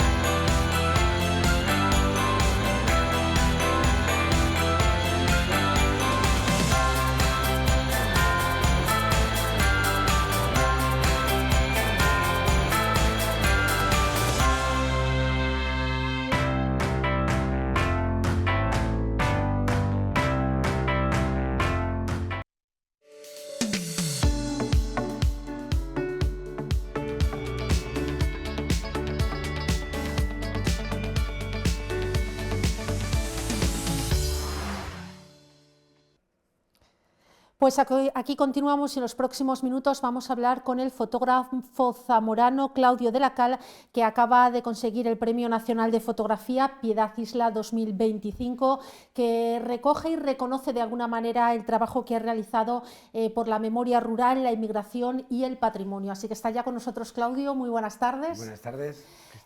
Un premio importante, un premio que reconoce, como decimos, esa labor que has realizado a lo largo de tu carrera en torno al patrimonio, a la despoblación y al medio rural. Sí, es un premio dedicado a toda la trayectoria durante más de 30 años que llevo trabajando en fotografía, siendo fotógrafo. Y me lo conceden un poco a los temas que yo he tratado de trabajar y que aún sigo trabajando y desarrollando, que es el medio rural, y la despoblación me viene por el medio rural que se despuebla, ¿no? O sea, es algo natural, pero trabajo mucho alrededor principalmente el medio rural. ¿Eres de Benavente? Sí. Has trabajado prácticamente toda tu vida en Benavente, aunque ahora estábamos hablando, ahora estás trabajando en Salamanca y hablaremos también del proyecto que tienes en Salamanca. Sí. Y claro, al final al vivir en esta provincia, cuando trabajas, has trabajado muchos años en fotoperiodismo, así es. Al final el medio rural y las poblaciones que te llevan la mitad casi de tu vida, ¿no? Claro, es el cuerpo, digamos, más fuerte de mi trabajo ha sido estar en los pueblos. Yo era un fotógrafo de un medio local en Benavente y yo llevaba toda la zona de Benavente, más Sanabria, los valles, ¿no? Lo que es el Valle del Valverde, el Valle del Tera, el Valle del Órbigo, todo. Entonces eso ha sido como un poco mi universidad. El otro día viendo en Palencia, cuando me dan el premio, se estrenó un documental sobre la vida de Piedad Isla que se llama Isla Indómita, que se va a estrenar el año que viene, creo, en abril, y vimos un preestreno. Y decía Piedad, en ese documental, decía Piedad que a unos chavales que iban a ver su museo etnográfico, que luego si quieres hablamos de él, les decía a los chicos, yo llevo 82 cursos, tenía 82 años, 82 cursos de universidad. O sea, para ella, a mí me dieron ya la matrícula cuando nací, ¿no? Es un poco, ahí me acoplo yo en esa manera de ver el mundo que tenía Piedad, que es, mi universidad fue el trabajo que hice en la prensa local y tomar el pulso con la gente del lugar, el medio rural. Y yo me considero muy de pueblo, y a mucho orgullo, no hay ningún problema porque me siento muy integrado. Aunque viva en una ciudad, pero siempre hay una conexión con los pueblos que me parece muy interesante. Sí, porque da igual viviendo en Benavente que en Zamora, que ahora en Salamanca como vives, es decir, son ciudades que tenemos el medio rural muy pegado, que lo tenemos, quiero decir, en cuanto das un paso estás en el medio rural, y en estas zonas tan despobladas que es importante reconocer y ver cómo está la zona que nos rodea. Sí que vamos viendo, si te parecen las fotos, y comentamos un poquito claro. Dos de los trabajos que ha realizado Claudio de la Cal. Vale, coméntanos un poquito qué tipo de trabajo vamos a ver y qué es lo que podemos ver. Sí, mira, esto es el trabajo lo titulé Calendae, que son las mascaradas tan conocidas en Zamora. Empiezo porque veo un desfile en Benavente de lo que ocurre en Trasosmontes, al otro lado de la raya. La vinculación de Zamora con Braganza y con Trasosmontes es profunda, es histórica, entonces eso me llama mucho la atención y empiezo como a trabajar y a investigar. Y a hacer fotos, claro, y a ir a los lugares a fotografiar. Como son fechas muy señaladas y todo ocurre prácticamente en los 12 días mágicos que se llaman, que van desde Navidad hasta Reyes, que es toda la Epifanía de Reyes, y entonces tienes que desarrollarlo durante un tiempo. O sea, quiero decir, no puedes ir todos los años, no te puedes bifurcar y estar en dos sitios a la vez, sino que vas eligiendo fiestas. Todas las festividades están repetidas, volvía cada año, y a medida que iba volviendo iba como perfilando un poco el trabajo. Total que cuando ya empiezas como un poco a copar ya Zamora y Trasosmontes, ya me abre un poco más a la península. Y en la península hay infinidad de mascaradas muy parecidas y estiro la temporada hasta carnavales, digamos, ¿no? hasta los carnavales los primeros que se celebran son los de Silió, en Santander. Son los primeros carnavales europeos, la primera celebración de carnavales. Después ya van Ituren, Zubieta, el País Vasco, todo lo que es Navarra. Incluso hay mascaradas, me he llegado a ir hasta Tenerife, a los diabletes de Teguise. Luego ya investigando, que yo no soy antropólogo ni etnógrafo, pero luego investigando y sabiendo y escuchando y leyendo, veo que incluso al otro lado del mar, en Latinoamérica, hay muchas mascaradas que están muy vinculadas a lo que ocurre en la península, incluso en Centro Europa. O sea que es algo que está muy extendido y son unas fiestas paganas, son rituales y resultan muy visuales y muy potentes. Hay mascaradas que se recuperan, y algunas se recuperan bien, otras se recuperan menos bien. Esto ya habría que puntualizar y jugar un poco, pero las que se recuperan bien se nota mucho porque el ritual, que esto todo es un ritual, está muy bien marcado y muy bien trabajado por parte de la gente. ¿Las imágenes que estamos viendo son fundamentalmente de Portugal o de dónde? No, ahí está todo mezclado. Están Portugal, Asturias... Es que algunas de las que veo sí que veo mucha imagen de Portugal. Claro, esto es Portugal, esto es Braganza, por ejemplo, hemos visto algo de Asturias también, de Ituren y Zubieta en Navarra, pero principalmente el cuerpo de trabajo, bueno, yo mezclo, al final, después de unas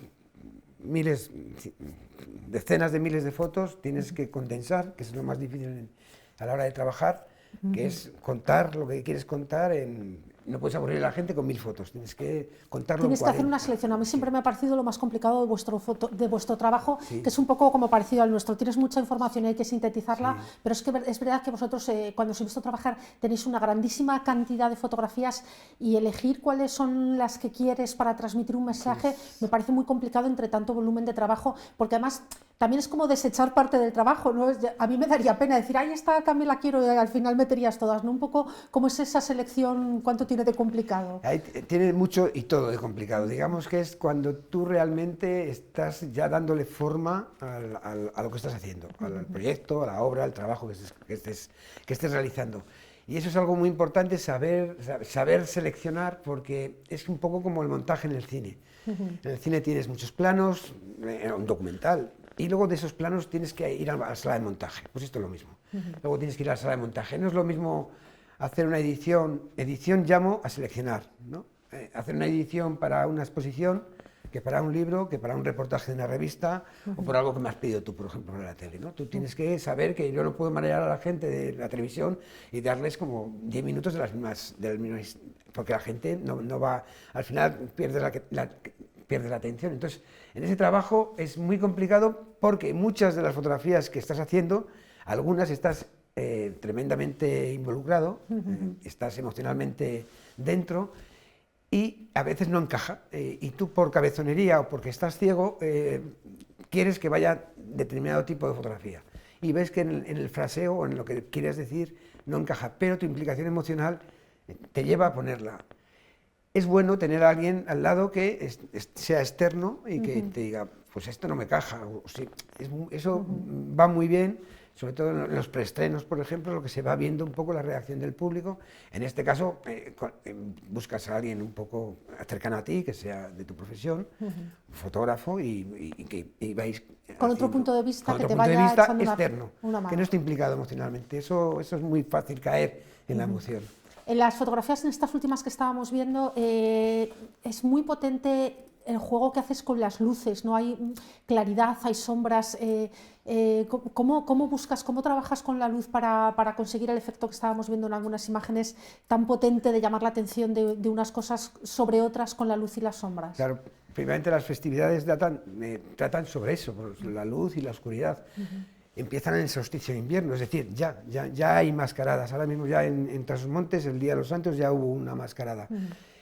Es una celebración, es una celebración de, digamos, la oscuridad, es como el mal que llega al pueblo y que esté por una noche, es una especie de ritual, que es un diablo, un mascarado, que es el lado oscuro del ritual, para que luego te deje ver la luz y los campos sean fértiles, el bien te asista durante el resto del año, que tengas buenas cosechas, que no pases hambre, Y es un poco la idea de esos claroscuros. Lo que hago es buscar siempre contrastes fuertes, siempre y cuando lo tenga, porque dependemos de la intemperie, entonces te tienes que adaptar. Pero siempre que tengo luces fuertes intento jugar con esos claroscuros. También es un poco la influencia de los fotógrafos que a mí me gustan y de la pintura que a mí más me atrae, por ejemplo, ¿no? Ponemos, si te parece, Claudio, vemos la segunda parte, otra parte del trabajo que nos ha traído, en este caso en blanco y negro, y cuéntanos qué es lo que vamos a ver ahora. Sí, esto ya es el trabajo la beca que me concedió el Instituto de Estudios Segovianos González Herrero, que depende de la Diputación de Segovia. Era la cuarta beca de fotografía documental, y les propongo un proyecto para ir a trabajar en el nordeste de la provincia de Segovia, que es una zona la más despoblada, que forma parte dentro de lo que es la serranía celtibérica, que es una zona con una despoblación tremenda, con un habitante por kilómetro cuadrado, casi como Laponia, hablamos en el norte de Europa, claro. Y entonces propongo el proyecto y me conceden la beca. Me voy allí a vivir. Mi idea en la beca era no ser no ir los fines de semana a hacer fotos. Sí, no ser un visitante. No, ni dominguero, no llegar, tirar, disparar y marchar. Sino la idea es quedarme en el pueblo, elegir un pueblo, lo que fuera. Me titulé menos de 30 por esa razón, porque busqué pueblos con menos de 30 habitantes, que no es muy difícil, es muy facilísimo encontrar, y estuve viviendo en dos pueblos distintos, Navares de las Cuevas, que tenía 7 habitantes, y luego Navares de en medio, que ya tenía una población como más grande. Más grande, hablamos en invierno 100 y algo habitantes, en verano 300, 400, como ocurre... Como muchos pueblos de los que conocemos. En todos los pueblos de España y principalmente de esta zona norte. Me voy allí, me quedo a vivir, porque mi idea era saber cómo vivían estas gentes, cuál era su modo de vida diario, bueno, y me voy a vivir, pero en invierno, era muy importante ir en invierno. En verano me interesaba menos, me interesaba mucho el invierno. Y en noviembre me voy a vivir a Navares de las Cuevas con 7 habitantes, y luego pasé a vivir a Navares de en medio, que el alcalde me ofreció un piso, porque luego es curioso que, siendo despoblación, habiendo casas habitadas, es muy difícil que alguien te alquile una casa. Yo me andaba buscando una casa, hay cierta desconfianza, bueno, y era muy difícil. Total, el alcalde de Navares de en medio sí que me ofrece un piso y estupendo. Y mi idea era esa, que yo estuviera integrado en el paisaje y en el paisanaje. Y eso se consigue yendo. No hacía fotos todos los días, yo simplemente la cámara la sacaba solamente cuando yo sentía la emoción de que hubiera foto. Cuando yo sentía algo, pues sacaba la cámara y hacía la foto. Claro, Claudio, hablas de despoblación y la verdad que llevamos un rato viendo fotos y creo que no hemos visto personas o apenas hemos visto personas. Apenas. Sí que vemos, bueno, imágenes como estas que son... Claro, es muy importante, ¿no?, el mostrar el vacío que hay. Exacto, sí, es un poco el dibujo de la huella humana, pero sin estar, ¿no? En la huella humana, en el paisaje era transformado muchísimo.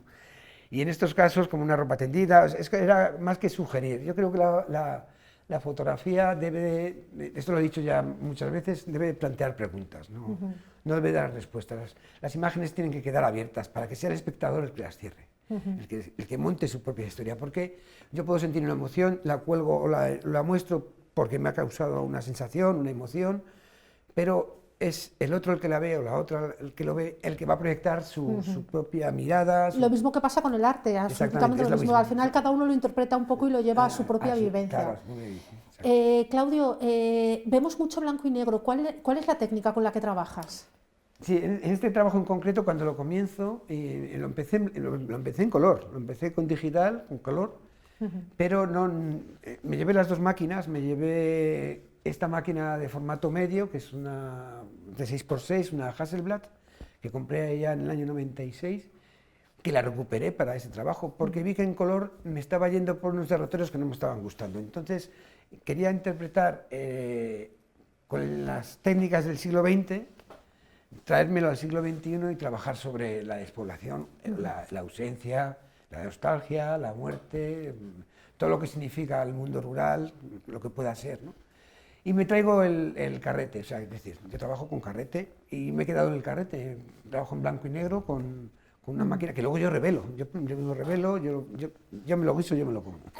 Haces el proceso como hace 40 años, ¿no? Como hace 200 años, cuando se inventa la fotografía, porque la técnica en blanco y negro sigue siendo la misma. Básicamente es lo mismo que cuando se inventa la fotografía. ¿Te gusta trabajar con lo digital o sí te gusta y depende del trabajo? Exacto. ¿O directamente vas al analógico?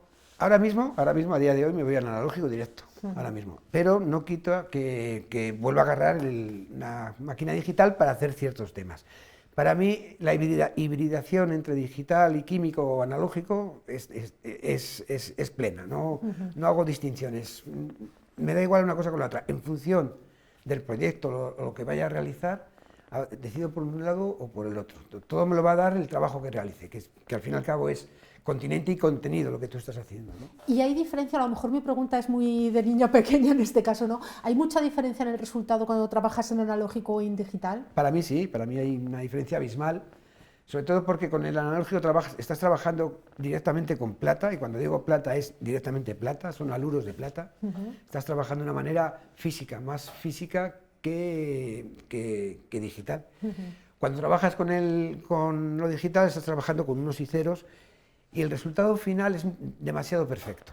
Quiero decir con esto, con la plata, cuando haces una fotografía en carrete, primero haces la fotografía y no la ves, eso es muy importante, eso es importantísimo, porque hoy tendemos a hacer la fotografía y mirar.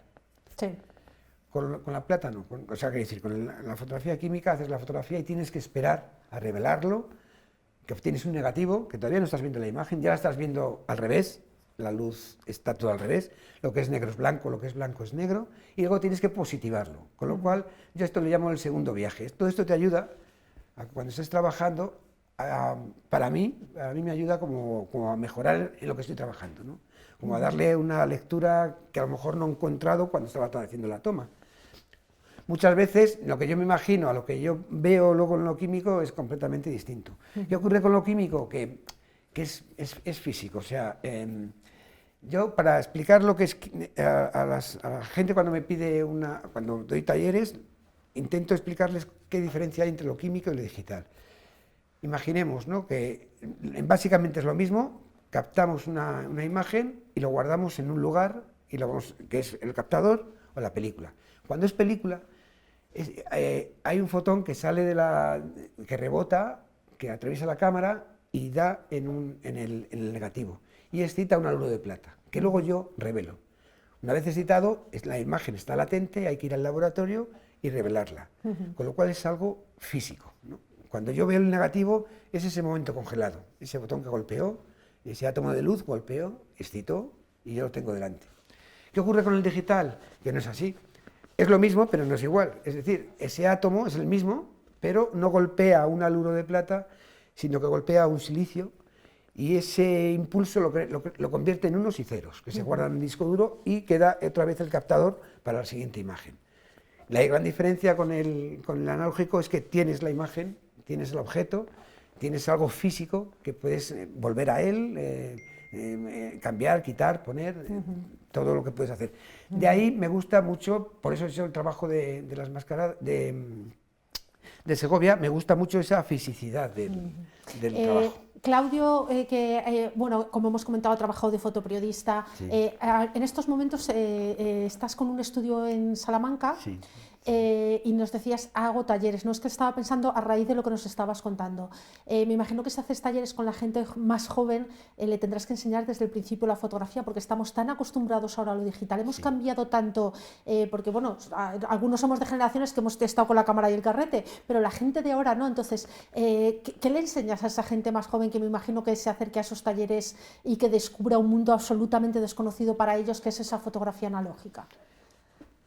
Digamos que lo analógico ha tenido como una segunda vida, ha vuelto para quedarse, nunca desaparecerá. Entonces, cuando vienen los chavales jóvenes, te hablo de 23 años, que tampoco es tanto, son millennials ya, no han conocido lo que es el carrete.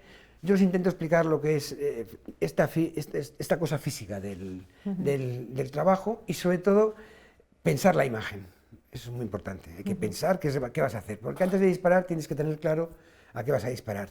Lo digital te da la facilidad de generar muchísimas imágenes. De casi no pensar. Exacto, vas y luego digo, cojo la mejor. No, es mejor esperar y disparar cuando lo tienes claro. Eso te va a ayudar en tu trabajo y a la hora de educar tu mirada. Eso es muy importante. ¿Y cogen bien el concepto? Quiero decir, esta gente que está acostumbrada a eso tan rápido, sí, claro, ¿son capaces de esperar, de dar un paso atrás o les cuesta? Yo lo intento, les cuesta mucho, pero yo lo intento. ¿Vale? Y sí, tengo chavales y chavalas que están muy implicadas, les gusta mucho, lo ven como, no como algo retrógrado ni retrasado, sino como algo nuevo y novedoso, porque entienden lo que es generar una imagen, porque estamos fuera de todo lo que sea tecnología. Estamos trabajando con una tecnología del siglo XIX-XX, que a día de hoy es completamente válida. La primera vez que atendí a una chica que me trajo un carrete para revelar, en blanco y negro, cuando entra me dice, hola, buenas. Digo, hola, buenas. Dice, aquí hacen revelaciones. Digo, hombre, sí, hombre, los lunes y los martes a la Virgen de Lourdes y los martes... Y una mujer, mira, revelaciones no son revelaciones, sino que realmente son revelar, revelas carretes, revelar, no revelaciones, porque las revelaciones son otras cosas, ¿no? Pero bueno, que sí que luego una vez que les explicas, yo me lío mucho con ellos, les explico, porque lo que quiero es que comprendan y pillen el concepto de lo que es un carrete, ¿no? Muy bien, Claudio, pues ha sido un placer hablar de ese premio, de esta casi pequeña historia de la fotografía, y sí que me gustaría, bueno, por último preguntarte un poco qué se siente, ¿no?, cuando se lleva muchos años trabajando y te llaman para ese reconocimiento a nivel nacional. La emoción es enorme. Es que yo no me lo esperaba para nada, no tenía ni idea, porque yo no postulé al premio.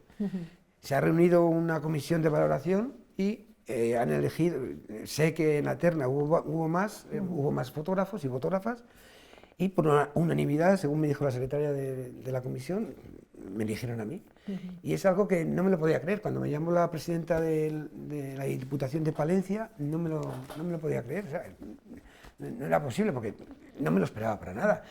Conozco el premio desde que se hizo. Dentro del premio, o sea, hay otros grandes fotógrafos de este país que están marcando historia en la fotografía. Son, para mí, referentes, como son Cristina García Rodero, Ramón Massats, José Manuel Navia, Juan Manuel Castro Prieto, Ouka Lele, Javier Bauluz.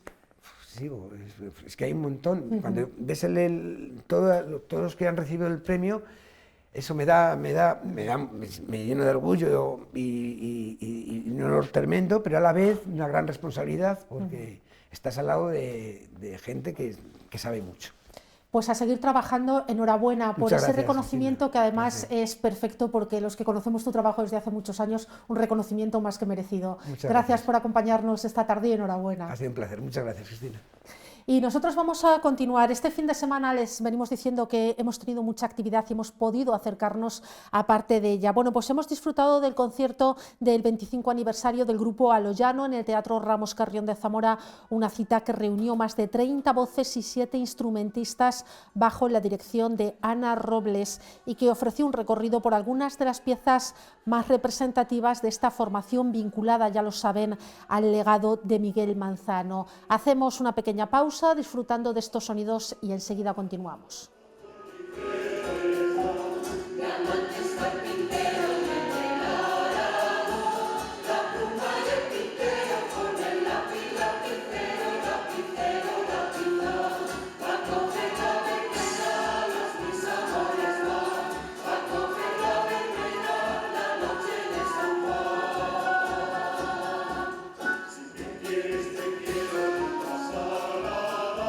Si me quieres, te quiero, si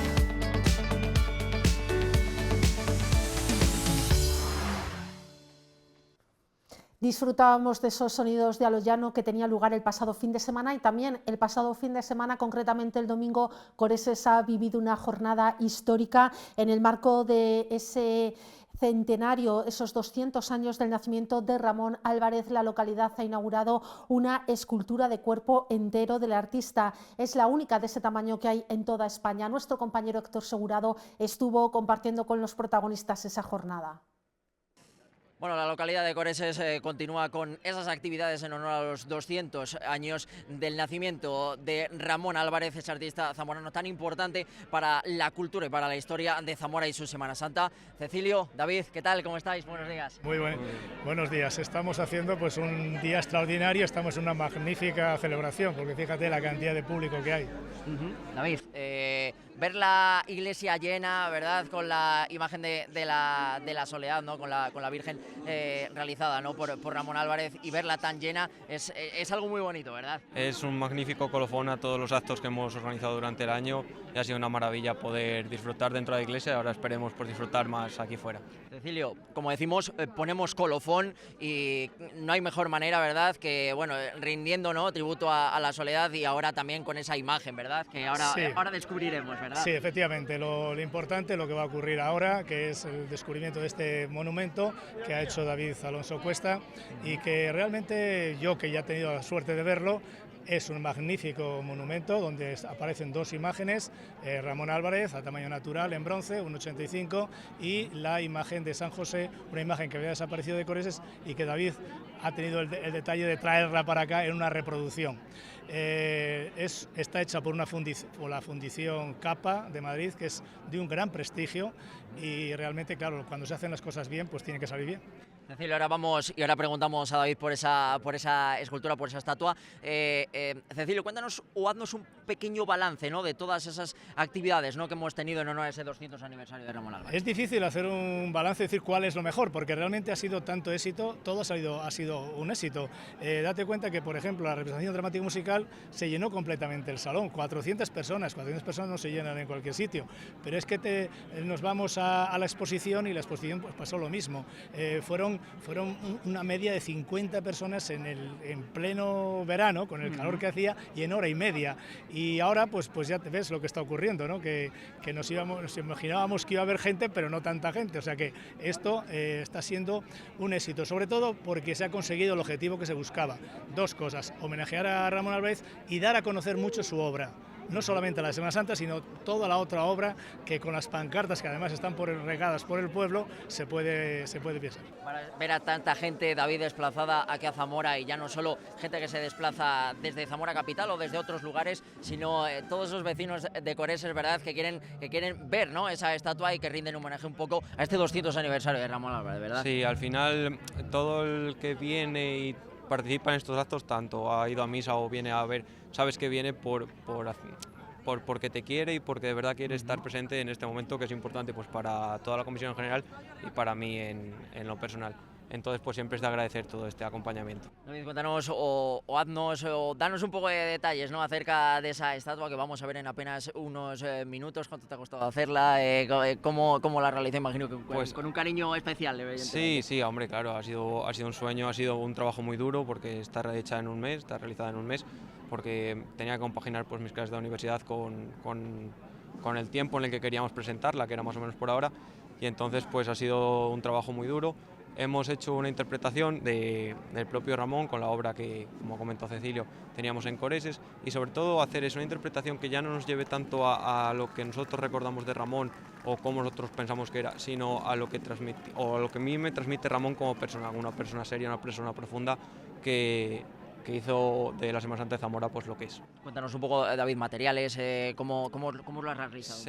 Se modeló tanto la cara como las manos en barro, y después hemos utilizado pues un poco, haciendo ese guiño a su manera de trabajar, las telas encoladas para hacer los ropajes. En eso participó mi madre, que es una modista, y un poco pues para también un poco hacer un guiño a cómo él trabajaba, y ya que lo traemos enseñar un poco su manera de trabajar. Chicos, ahora ya sí, por último, en algún momento se había pensado, ¿verdad?, utilizar el busto, ¿no?, que tenemos por aquí de Ramón Álvarez, aunque luego se cambió de idea, o cómo fue un poco la cosa. Bueno, no, yo creo que, vamos a ver, eso fue simplemente una sugerencia, porque nosotros teníamos muy claro que queríamos un monumento único y que además fuera el del bicentenario.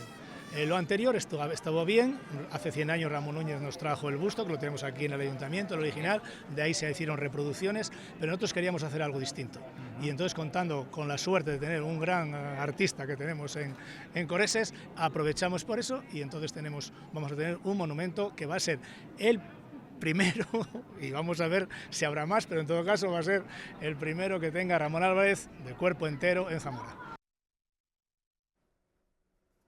Bueno, pues ahí se lo mostrábamos, ese nuevo monumento a Ramón Álvarez que queda ya en Coreses para siempre, además en esa plaza, y un monumento a ese imaginero en su localidad natal, del cual están especialmente orgullosos. Así que ahí va a quedar para la historia. Nosotros vamos a ir poniendo ya el punto y final a este programa, pero lo queremos hacer con música, porque la semana pasada en el Teatro Ramos Carrión tenía lugar la gala de Cáritas con motivo de su 60 aniversario. En ella actuaba el dúo zamorano Adrián y Eva. Con sus sonidos les dejamos, no sin antes recordarles que ellos, Adrián y Eva, nos van a visitar mañana porque presentan en el Ramos Carrión un tributo a de él y de otras muchas cosas hablaremos mañana. Gracias por su compañía, buenas tardes.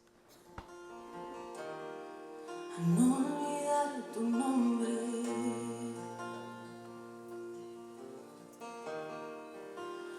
creo que me perdí, no sé por qué ni dónde.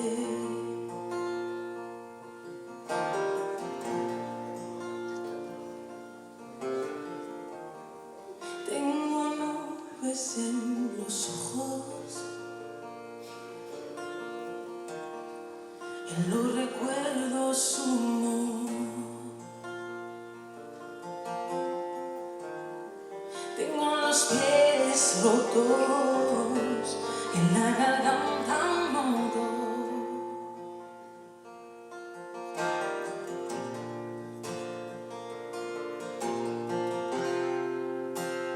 Cúrame viento, ven a mí y llévame lejos.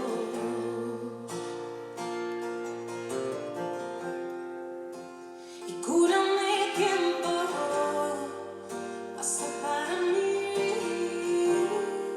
y sálvalos a ellos, sálvalos a ellos.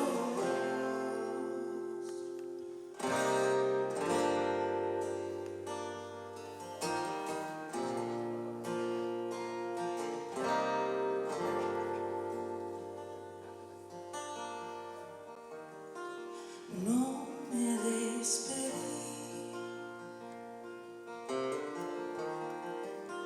y lo siento.